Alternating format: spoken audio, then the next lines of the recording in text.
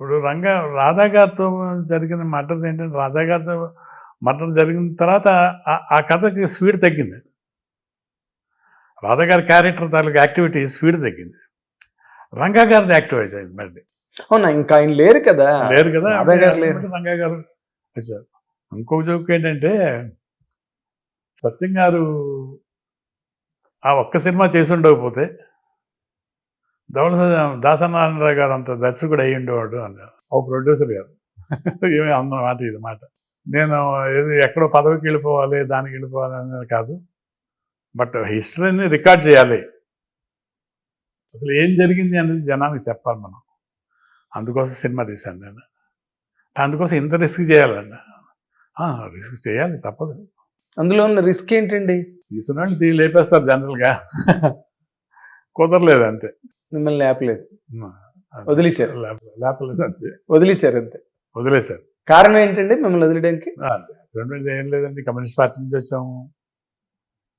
రేపొద్దున అది ఒక ఇష్యూ కావచ్చు, తర్వాత వాళ్ళ కాంగ్రెస్ లీడర్స్ అంతా ఉన్నారు, లేకపోతే వాళ్ళని చుట్టుకోవచ్చు, అది ఎవరినైనా చుట్టుకోవచ్చు కదా. కానీ రంగా గారిని వదలలేదు కదా వాళ్ళు. రంగా గారిని వదలరు, ఎందుకు వదులుతారు? వాళ్ళు అంతే. వాళ్ళు గమ్మత్తు ఏంటంటే, మీకు రంగా గారు నిరాహార దీక్షలో కూర్చుని తెల్లవారితే విరమిస్తున్నారు.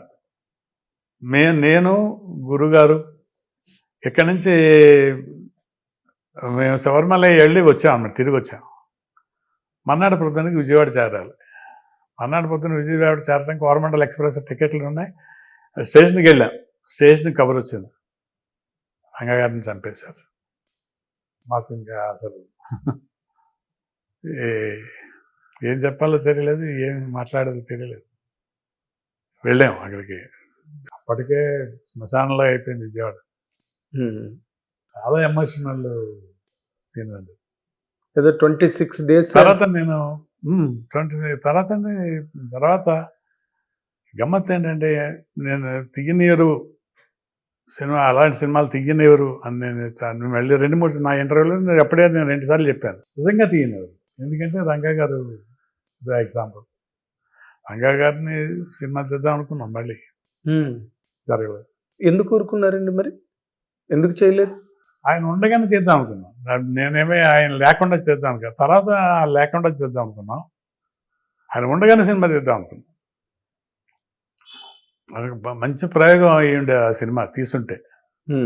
బట్ రాధా గారి కన్నా కూడా రంగా గారు ఇంకా పెద్ద లీడర్ కదా. పెద్ద లీడర్ కదా. అవును, పెద్ద లీడర్ అయినప్పుడు ఆయన మీద తీస్తే ఇంకా ఒక ఉండను, కానీ తినట్లేదు. ఓ రిస్ట్రిక్షన్స్ ఉన్నాయి దాని మీద. చాలా రిస్ట్రిక్షన్స్ కాదు, అసలు మరి దారుణం అనమాట. ఎందుకు ఇప్పుడు నరేంద్ర ఉన్నాడు, ఇప్పుడు రాధా గారి వాళ్ళ అన్నయ్య వాళ్ళ అబ్బాయి, అతను పాపం ముసలిపడ్డాడు. నేను సినిమా తీద్దాను. తీయనివ్వరు నరేంద్ర, నువ్వు ఎందుకు కంగారు పెడతావు, తీయనివ్వరు. నువ్వు ఏమన్నా డబ్బులు ఖర్చు పెడుతుంటే పెట్టకు, వేస్ట్, ఎందుకు ఏ తీయనివ్వరండి అని. ఒక్కసారి అనౌన్స్మెంట్ చేసి చూడు, నీకే అర్థమవుతుంది అన్న. అనౌన్స్మెంట్ ఇవ్వగానే రత్నకుమారి వచ్చి నువ్వెవరు తీయటానికి, రైట్స్ అన్ని మావే అని చెప్పి ఆవిడ మిమ్మల్ని నన్ను అనలేదండి, రాధా గారి అబ్బాయిని నరేందర్ని. చివరికి నన్ను కూడా అన్నారు. ఏం చేస్తారండి, ఏం చేయదు. అంటే ఆవిడే తీయనివ్వలేదండి రత్నకుమారి గారు. రత్నకుమారి గారు అప్పటికి రంగా గారు పోయిన తర్వాత ఉన్న ఆవిడ మళ్ళీ ఎలక్షన్లో పాల్గొనడం, రాజకీయాల్లో రావటం, ఇదంతా జరిగింది కదా. అవును. దాని ఇన్ఫ్లుయెన్స్ మళ్ళీ అది జరుగుతుంది కదా, మళ్ళీ దీనికి డిస్టర్బెన్స్ ఎందుకు అని చెప్పేసి అనుకుని అటు చేయటానికి వీల్లేదు.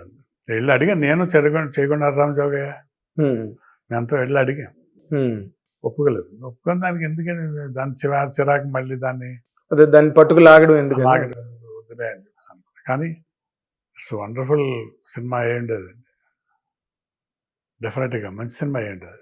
కానీ మళ్ళీ ఊరికే లేనిపోని కక్షలు కార్పణ్యాలు మళ్ళీ చెలరాగడం. కక్షలు కార్పణ్యాల వరకు నా మీదకి అటువంటి ఏం రాలేదండి. కానీ అంతకుముందు అంతకుముందు షూటింగ్ చేయటానికి ముందు అబ్బో అసలు చాలా భయంకరమైన పరిస్థితి అన్నమాట. ప్రతిరోజు ఒక ఫోన్ కాల్ వచ్చేది. చంపేస్తాం మీ ఆయన్ని, బహుశా రేపో ఎల్లుండో, అన్నీ లేనప్పుడు ఫోన్ చేయడం, ఒకళ్ళు ఉన్నప్పుడు ఫోన్ చేస్తే కట్ చేయడం, ఇలాగ టార్చర్ పెట్టారు నా ఫ్యామిలీని. ఆ చివరికైతే ఇంకా క్లైమాక్స్ చైతన్య రథం 10,000 మందితో క్లైమాక్స్ తీయటం. ఆ సినిమాకి 10,000 మందితో క్లైమాక్స్ తీసాండి. దాన్ని వాళ్ళని కంట్రోల్ చేయగలిగిన నాలాంటి వాడు కంట్రోల్ చేయలేడు. 10,000 మందిని నేను ఎక్కడ కంట్రోల్ చేస్తాను? రంగా గారు తన జనం కాబట్టి తను కంట్రోల్ చేయగలడు.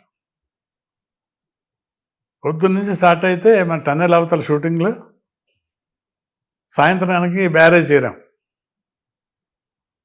అంత కష్టపడి సినిమా తీసాం చైతన్య రథం కూడా.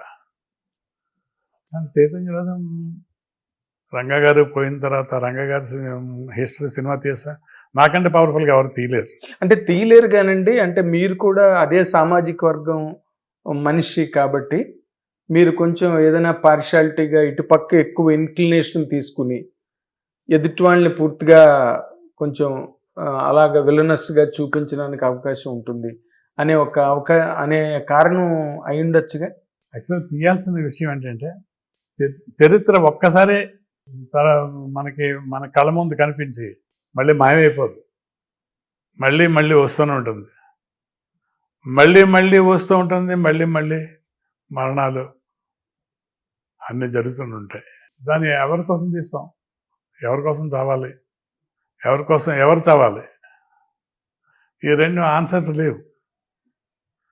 యాక్చువల్లీ రంగా గారిని మర్డర్ చేసిన అబ్బాయికి పర్పస్ లేదు. ఎందుకు మర్డర్ చేసాడు తెలియదు. అంటే తెలియకుండా మర్డర్ చేసాడండి, అలా కాదు, తెలియకుండానే మర్డర్ చేశాడు. చంపమన్నాడు ఒక ఆయన, చంపేశాడు అంత. మన ప్రసన్న కుమార్ అంటున్నాడు, సత్యం గారు ఆ ఒక్క సినిమా కనుక తెలియకుండా ఉంటే దాసరి నారాయణరావుకి ఈక్వల్గా సీట్ గౌరవం పొందుతూ ఉండేవాడు అన్నాడు. అంటే మీరు కూడా మరో ప్రేమాభిషేకం నడిపి తీస్తేనా? చైతన్య రథం కాకుండా ప్రేమాభిషేకం కాకుండా. నేను ఇందాక మిమ్మల్ని అడిగిన పాయింట్ అదే. మీరు దాసనారాయణరావు స్కూల్ నుంచి వచ్చి మీరు ఆ కైండ్ ఆఫ్ ఆయన చేసినవన్నీ కూడా వడికల్ స్వర్గం నరకం, సంసారం సాగరం, కోరికలే గుర్రాలు బిగినింగ్ లో.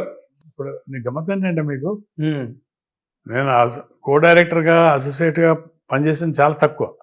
బట్ నేను ప్రత్యక్షంగా ప్రతి షూటింగ్లోనే ఉన్నాను. దాసనారాయణరావుతో పాటే ఉన్నాను. అలాగే దాసనారాయణరావే నాతో కూడా ఉన్నాడు. అది ఇప్పుడు స్వర్గం నరకం షూటింగ్ జరుగుతుంది అక్కడ బెజవాడలో. బెజవాడతో తొందర రారా సత్యం, నాకు కన్ఫ్యూజన్గా ఉంది అంతాను అని అలిగేవాడు. లేదు ఏంట్రా నువ్వు నన్ను ఇలా చేసావంటారా అని చెప్పేసి అరుపులు అనమాట ఫోన్లో.